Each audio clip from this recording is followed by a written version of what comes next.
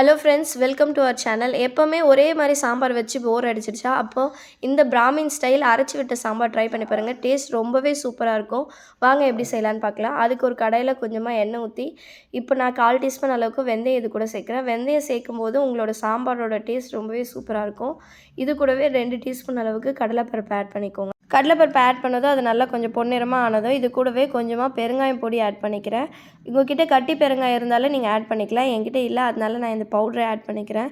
இதுக்கப்புறம் 2 டீஸ்பூன் அளவுக்கு தனியா ஆட் பண்ணிக்கோங்க. தனியா நல்லா வதக்கி பொரிஞ்சதுமே இப்போ அடுப்பை ஆஃப் பண்ணி இது கூட கொஞ்சமாக சின்ன வெங்காயம் அப்புறம் கொஞ்சம் கருவேப்பிலை ஆட் பண்ணி நல்லா மிக்ஸ் பண்ணி விட்டுட்டு இது ஆறுனதும் ஒரு பிளெண்டரில் இது எல்லாமே ஆட் பண்ணிக்கலாம்.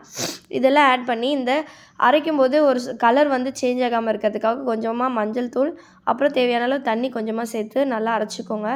இப்போது இது கூடவே வதக்கும்போது காஞ்ச மிளகா போடணும், நான் மறந்துட்டேன். அதனால பிளெண்டர்லேயே போட்டு இப்போது அரைச்சி எடுத்துக்கலாம். நம்மளோட சாம்பார் பேஸ்ட் ரெடி ஆகிடுச்சு. இப்போ அதே கடாயில் கொஞ்சம் எண்ணெய் விட்டு இப்போது கடுகு உளுத்தம்பருப்பு போட்டு தாளித்ததும் இப்போது நான் இன்றைக்கி ஒரு மீடியம் சைஸ் வெங்காயம் கட் பண்ணி வச்சுருக்கேன். உங்கள்கிட்ட சின்ன வெங்காயம் இருந்தாலும் ஆட் பண்ணிக்கலாம். டேஸ்ட் இன்னமும் சூப்பராக இருக்கும்.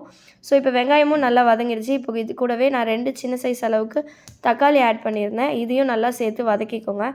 இது நல்லா வதங்கினதும் இப்போ நம்ம காய்கறி எல்லாமே ஆட் பண்ணிக்கலாம்.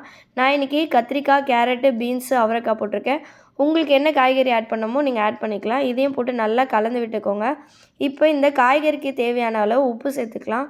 இந்த உப்பு சேர்த்துட்டு நல்லா மிக்ஸ் பண்ணி விட்டுட்டு இப்போ இந்த பருப்பு வேக வச்சுருந்தோம்ல அந்த தண்ணி மட்டும் இதில் ஆட் பண்ணிவிட்டு ஒரு 10 நிமிஷம் நல்லா கொதிக்க விட்டுட்டு இப்போது நம்ம கரைச்சி ஒரு பெரிய நெல்லிக்காய் சைஸ் அளவுக்கு புளி கரைச்சி வச்சுருந்தேன். அதையும் இது கூட நல்லா பிழிஞ்சு ஆட் பண்ணிக்கலாம்.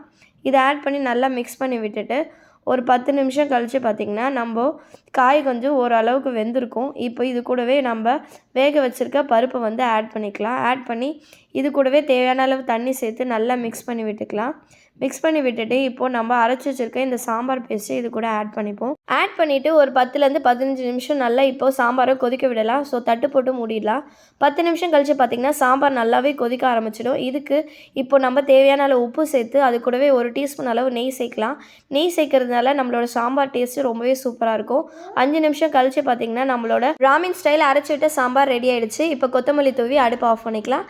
இந்த சாம்பாரோட ரெசிபி உங்களுக்கு பிடிச்சிருக்குன்னு நான் நம்புகிறேன். இதே மாதிரி அடுத்த vlogல உங்கள் எல்லாரையும் மீட் பண்ணுறேன். பாய்.